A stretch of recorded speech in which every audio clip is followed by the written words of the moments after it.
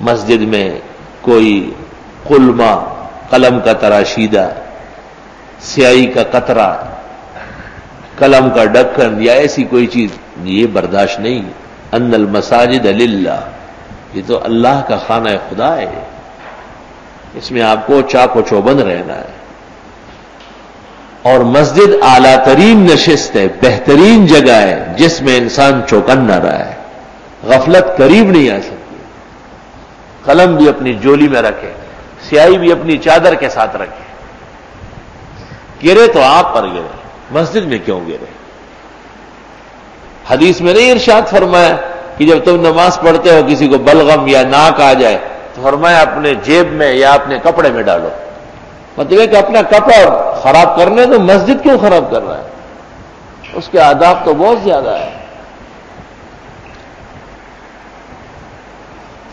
ایسی چیز کھانا جس سے نمازیوں کو تکلیف ہو، مولی کھائی ہے جی زیادہ، پیاز لہسن دبایا ہے، اب جو ہے جب ڈکار لیتا ہے تو ایسا معلوم ہوتا ہے کہ کہیں کا مین ہول کھل گیا۔ ان ملائکۃ اللہ تتعزى مما يتعزى منه بنو آدم، ابو داؤد۔ اللہ کے فرشتوں کو تکلیف ہوتی ہے جیسے تم لوگ پریشان ہوتے ہو۔ من اکل من هذه الشجرة المنتنة، بخاری، لا يقربن مسجدنا۔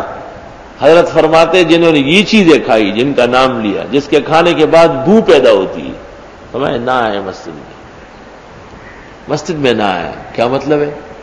متفق ہے محدثین و فقہا کہ مسجد سے نہیں روکا جائے گا، بھئی بدبو زائل کرو، اچھی طرح کلی کر کے آؤ، کوئی میٹھی چیز جلدی جلدی کھا لو، غرارے دیر تک کر لو، دانت صاف کر لو۔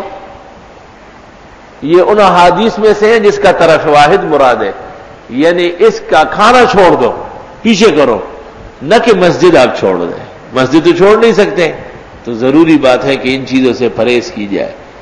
اسی طرح کپڑے ایسے پہننا، جسم ایسا رکھنا، اپنے حالات ایسے بنانا جو مسجد کی شائع نشان نہ ہو۔ خذوا زینتکم عند کل مسجد۔ مفسرین ذیل الآیت لکھتے ہیں کہ تمام وہ آداب، عطر، خوشبو، مسواک، صفائی ستھرائی، وہ سب اس آیت میں شامل ہیں۔